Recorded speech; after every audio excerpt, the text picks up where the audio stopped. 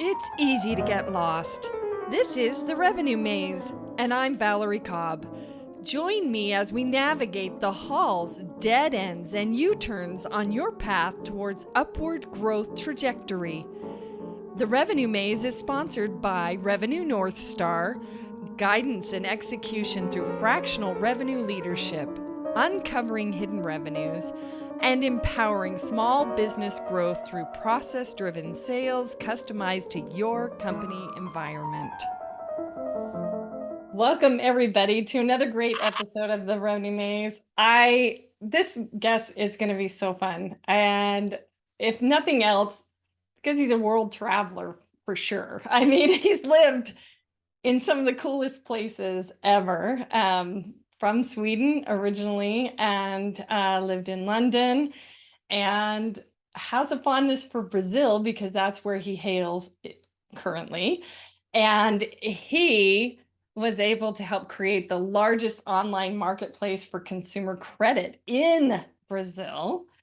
And he is the CEO and co-founder at FinanZero. Welcome so much, Olle Widén. Thank you. Thank you very much for having me, Valerie. Great to be on board on your podcast.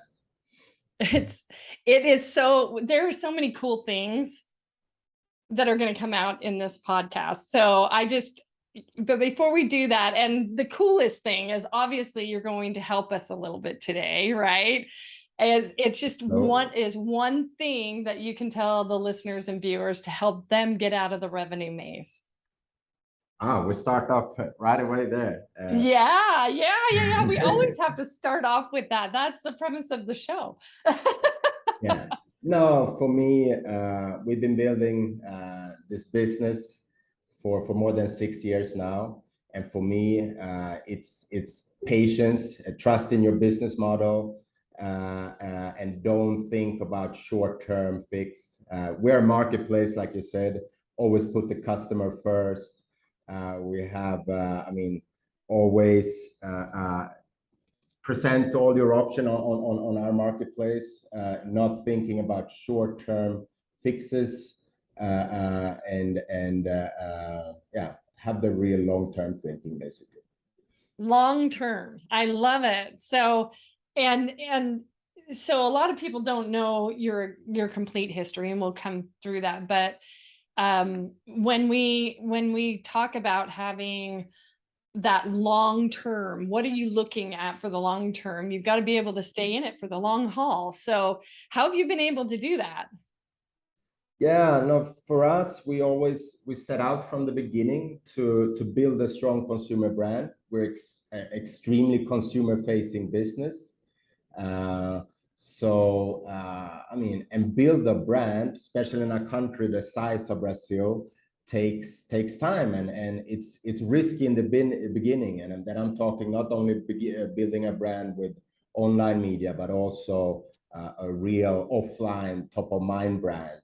That's our goal, and that doesn't bring revenue right away to build a brand like that. And for me, I normally look at our business on two sides of it.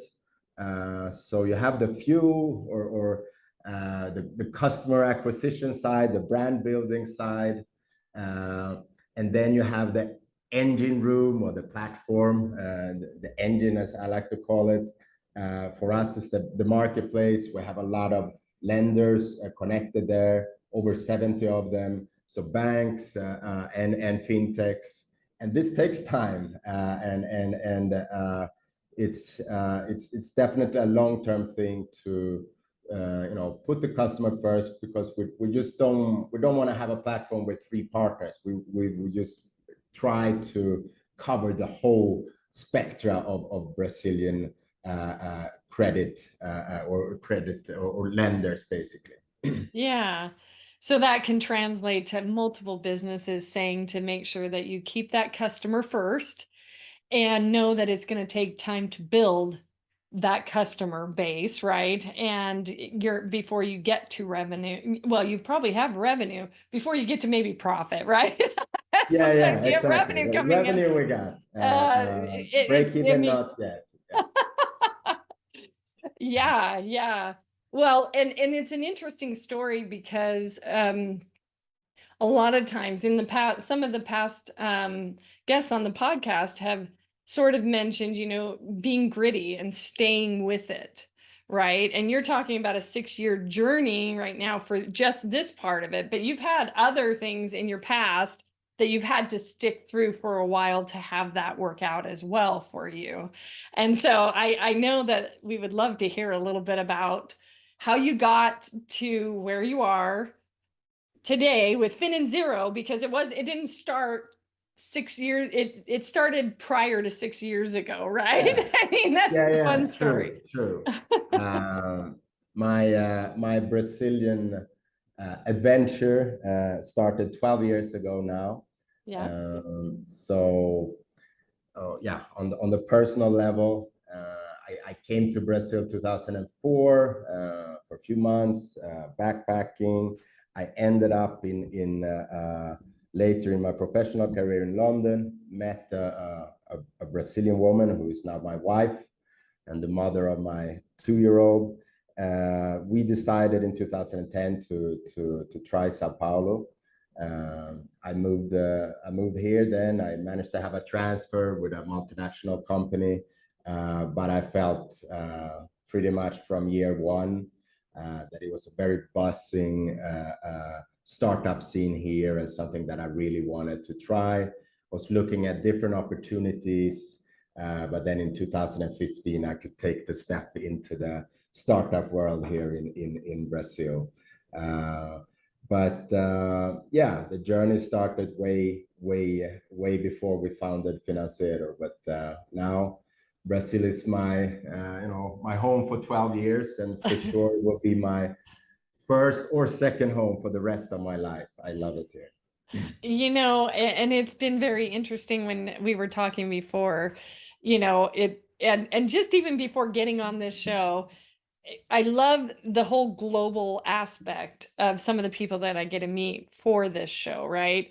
But um, you know, you're setting up and you're immediately switching to Portuguese or whatever you want to, however you want to pronounce it, right?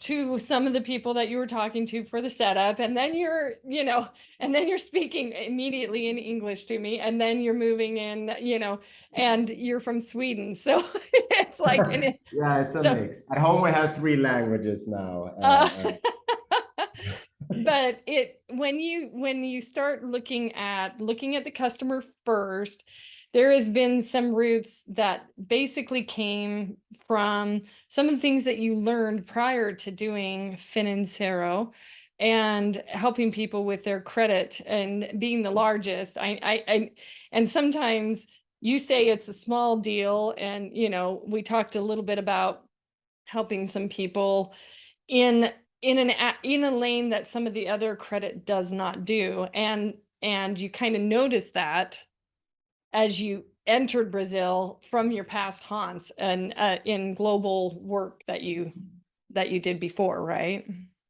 Yeah, no, I think it is quite noticeable 2010 how big share of the consumer credit market was occupied by just five banks basically. Yeah. Uh, it was more than 80%.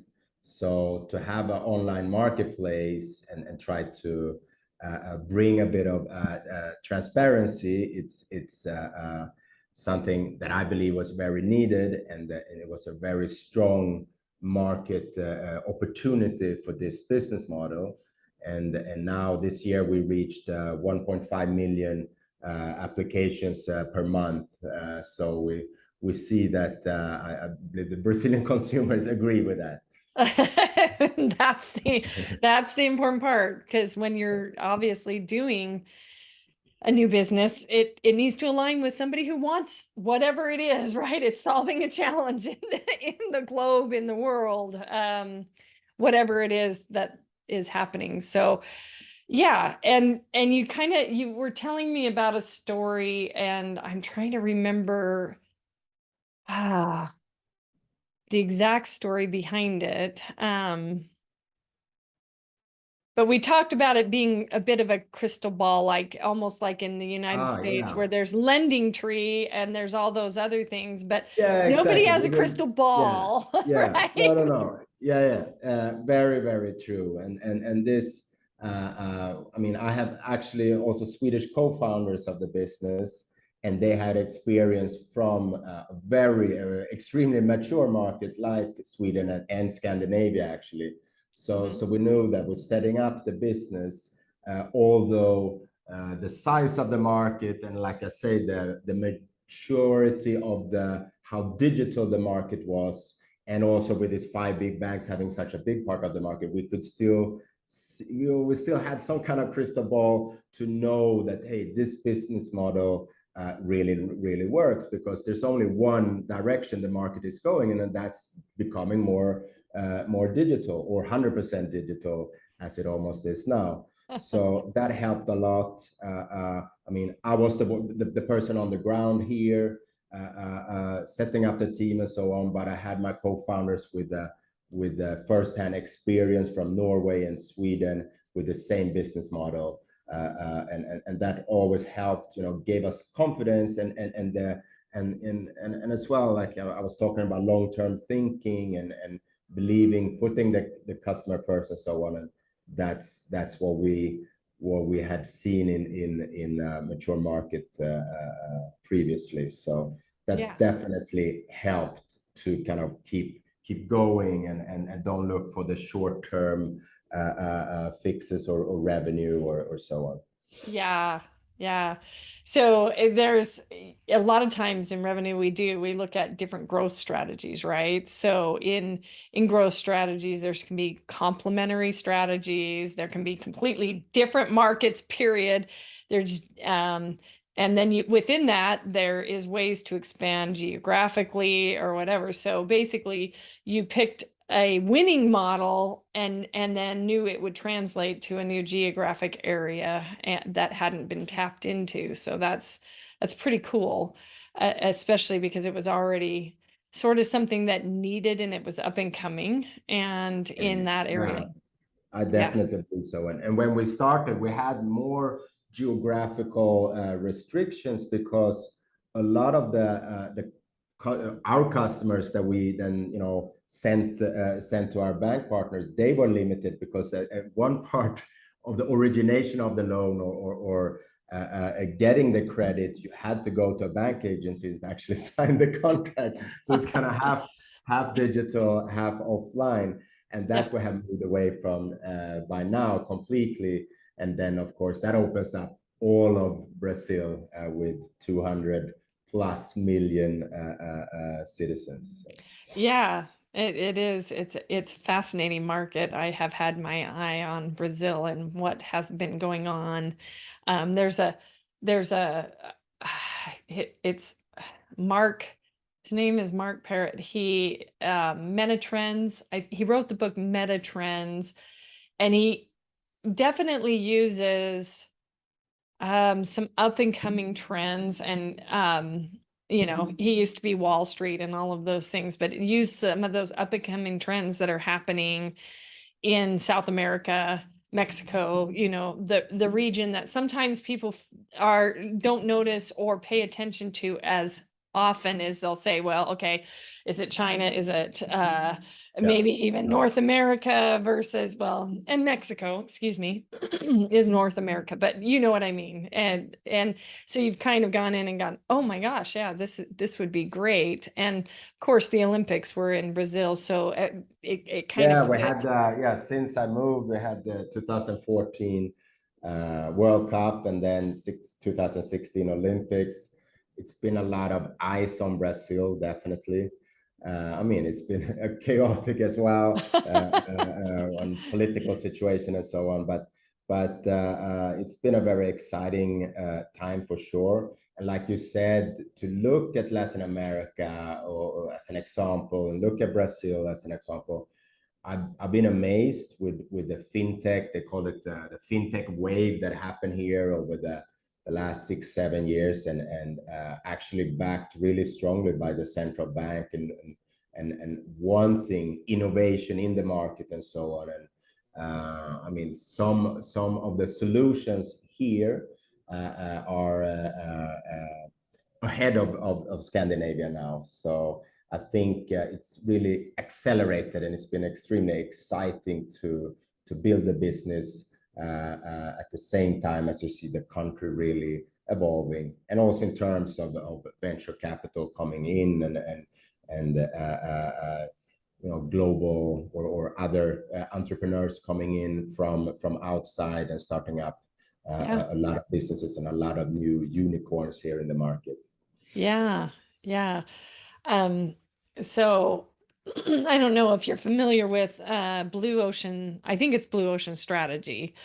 But uh, sometimes people will talk to me and say, okay, well, what is true disruption? What is true, and we go into kind of what is true disruption. I don't know if there is such a thing, or reframing some things or moving into new directions, right? But one of the things that I feel like you've tapped into is saying, okay, there's a blue ocean of opportunity in Brazil because they're emerging on this scene where so many try to hit a market that's been so saturated for so long, right?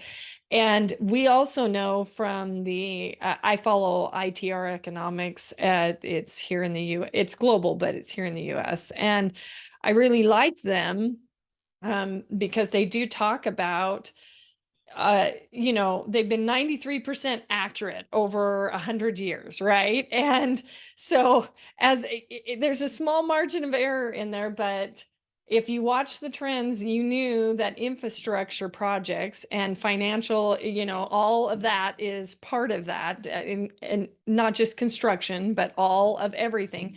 And a lot of those places will be the places that weren't tapped before. Some of the infrastructure projects are new. We know there's mega cities out there that are causing, you're going into existing and fixing, right? But then you have these new and emerging markets, and it's easier to move in. And to me, that's the smartest thing. You weren't trying to tap and go into an existing, you were tapping into a market that was literally untapped. And now you're setting something up. So you're at the groundbreaking spot, right? I mean, I that wish to to think so. me is Yeah. disrupting Yeah. what they are currently doing in that region for sure. You know what I mean? With a model that's proven and repeatable, because you Yeah. already had a model. So that is fantastic. That's really cool.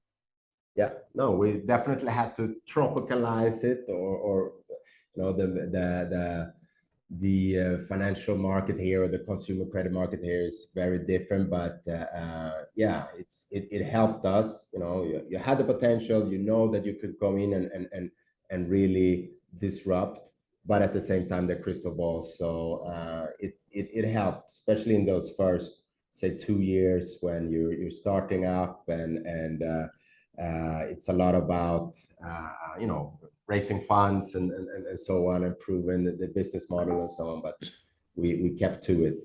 Yeah. Yeah. No, and you kept to it. So that's the next question I'm going to ask you. So a lot of people are at that beginning phase of their company. And so if you could go back as you're older and wiser, even though you only have a 2-year-old, so you're probably not that old, you're probably very young, but at the same token, you're older and wiser right now, right? I am. What I would you am. tell your younger, wiser self to do differently today? And in the framework of people giving best practices, Yeah. No, for me, to be honest, I don't know if it's the wiser me that would say, but definitely the one I am today. But I would have said I should have taken this risk, or kind of, I was at a larger company, or several, you know, as an employee for more than 10 years of my career.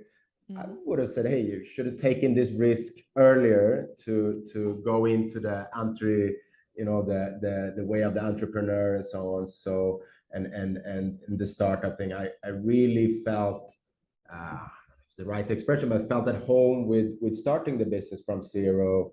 And you know, I looked at a few other opportunities before, but that's what I would say. Hey, take the step, especially before your life is too, you have too many other things going around, right? With family and so on. Take the risk. I am very happy that I am where I am today anyway, but I probably would have said, yeah, should have done it a bit earlier, but yeah, I think so. Yeah. That would be the advice to my younger self. To your younger self. So later on, when all this digital is out and your child is grown up, you will go, yeah, just watch that. That's my advice to you. Do it Yeah. sooner. Do it sooner. You might as well, right? I mean, take the risk. Sometimes people don't, and Yeah. that's good. That's very good. So, all right, you're successful at this. This is fun. It's you love your employees, you love what you're doing today. And so what do you like to do in your free time? I mean, I know you were at the beach for a week and I'm jealous because it's supposed to snow here tomorrow. Yeah. No, I mean, like you said in the beginning, I'm from Sweden. I'm from Stockholm. I mean, where I grew up, it was snow I at this know. time of the year. So here, I really, like enjoy traveling, spend time at the beach, spend time with my family, of course. My son and so on. I love football or soccer, and Brazil is the country of soccer for sure. So I also like I gotta know, do you paint hearing your what. face with your team colors and everything? Not really, but I love that. Here Brazil is crazy. Here in the office now with the World Cup is just 1 month away.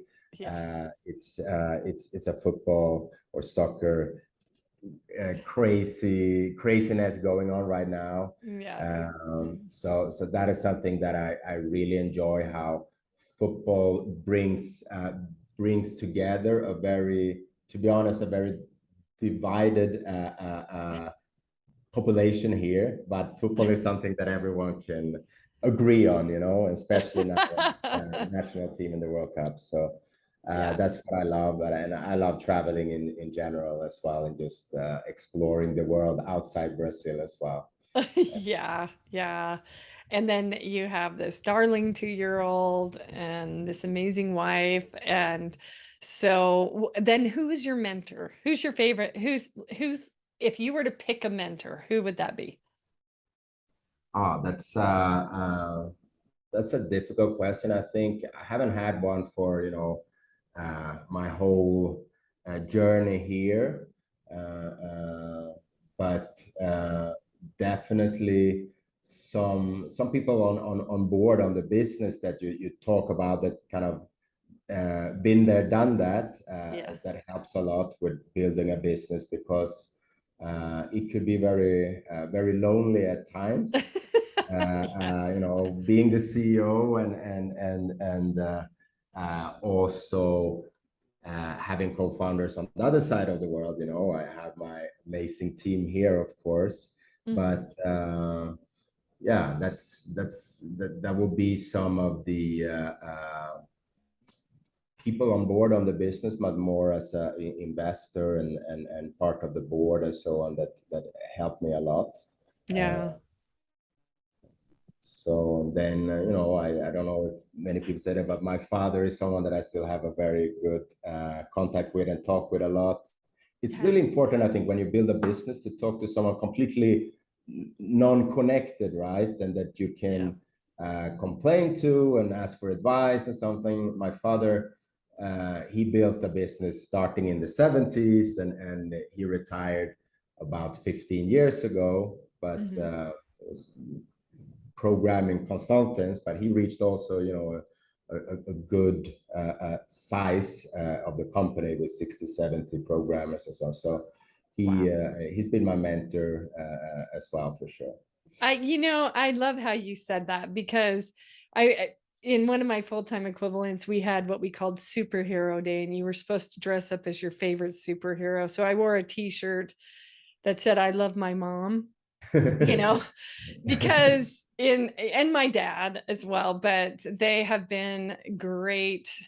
It's hard to pick a single mentor in your journey in life, you know, but what I really loved also that you said is, you know, it gets lonely and you kind of need somebody with that outside perspective to be able to talk to about things that Yeah. are not inside your business. And I think a lot of people listening really need to, I think that that's where the rise of consultants kind of came into play a lot, because every good athlete, every good, I sang opera for 18 years, right? So every good, somebody good at their craft always has an outside influence coaching them, right? And at the end of the day, there's a few of them that I know listen to this, like Gareth and I'm going to say his name wrong, Ansley, out of Canada, and then Nahid Casazas. She was a business coach for me at a very pivotal time in my life, and I and then, you know, we all end up with our challenge networks, and it's so important that they're not part of your business so you can Yeah. talk about the business, Something that right? might be you feel when you're in the moment, Yeah. that this is a very big problem, but then you get a bit of perspective with talking to someone from outside, and actually, maybe you're making it much bigger than it actually Much is. bigger. Yeah, sometimes in the moment it's like, oh Yeah. yeah, it's not. It's, you know, let's go for a run. Let's go walk it off, because sometimes it just is that way, you know. And so yeah, that's fantastic. So in closing, what if there was one thing, one nugget of advice that you would give either your employees, people who are looking up to do not similar things, maybe with the same type of product that you're working with, but just starting their business, what's the one piece of advice you might give them? Yeah, I mean, in the startup world, I think your co-founders is key, right? And not only looking for someone that has the most impressive kind of background and so on, but someone that you get along with, because normally starting a business, a startup is 24/7. And so you need to have you need to enjoy being around the person and have a creative dialogue, and can back each other in that kind of sense, Mhm. and find someone that also have the same dream to build something from zero. That's key, I think, just in the beginning, for sure. And then of course the the co-founder also needs to bring the kind of skill set, or the experience, or the network of fundraising, and all of this is super important. But uh, what you see is, yeah, someone that you like. You don't have to be best friends. Someone that you can really connect with, and because you wake up on a Sunday morning or something that, and wants to talk about something, especially again in the beginning of setting up the business. So here, for the team, and at the stage we are now, we're close to 80 employees. For me, I mean, I'm the only foreigner here, and I really try to bring my Scandinavian side of building the business. Know as little bureaucracy as possible and as little hierarchy as possible, a very flat organization. Yeah.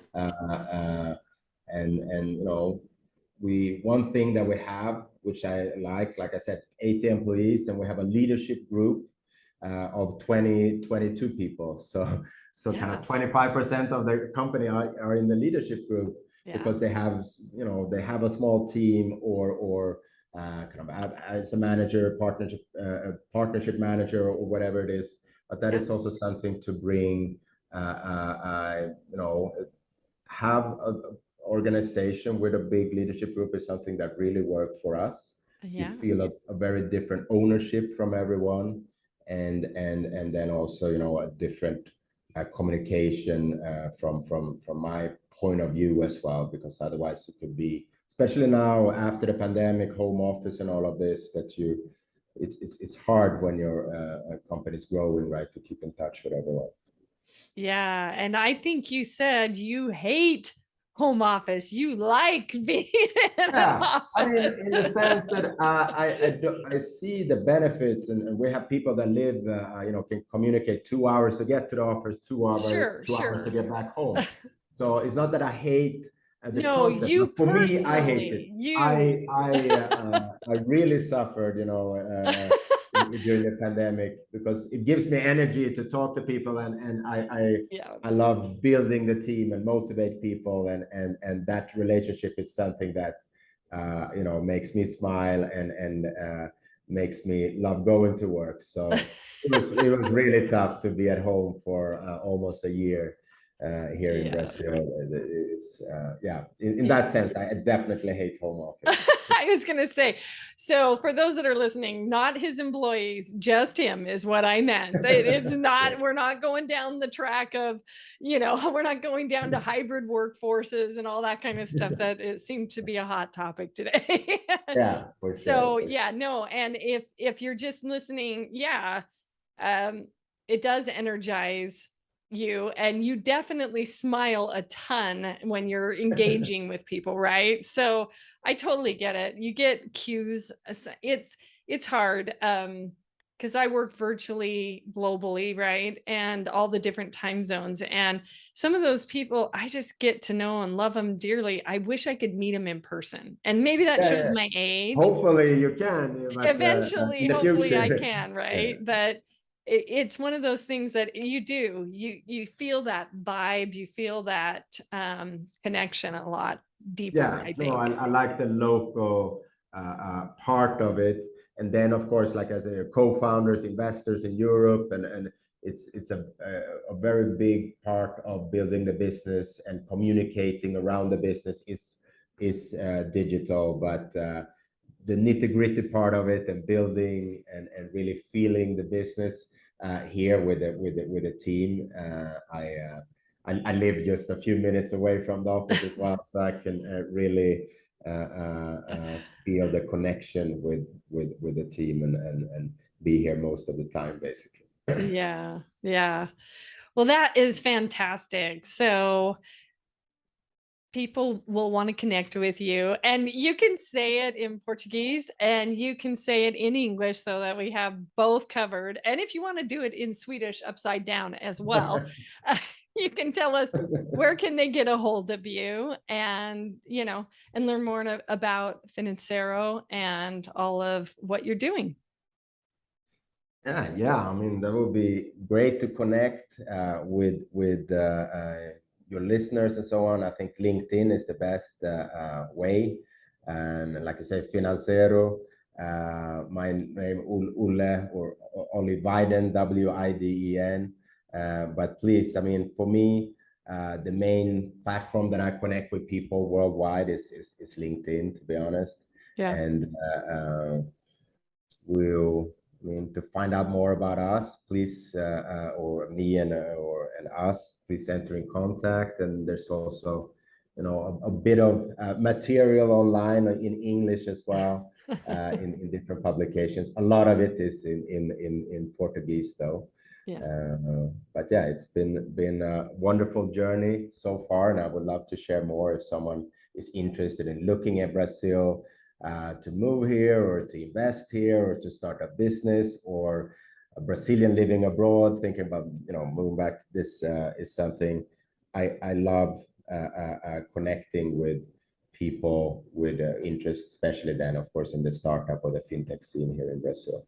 Yeah, yeah. Oh my gosh. When you were saying that, I was like, oh my gosh, my nephew James Huff, he's going to be in contact because he lived in Brazil. And I'm sure at some point he would love to go back. And yeah. So, anyways, this has been wonderful. Thank you to all the listeners and viewers. Love, like, whatever you want to do with it. I'm just always grateful because I get to meet such amazing humans on this show. So thank you again so much, Ola. It has been so fun to have you on the show. Yeah, no, thank you, Valerie, and thanks again for the invitation. And let's stay in touch, right? And good luck with Definitely. everything. Okay, bye-bye. Thank you all for joining another great episode. For show notes, links, and resources, visit revenuemaze.com. Hats off to all you small businesses out there. I can't wait for the next episode.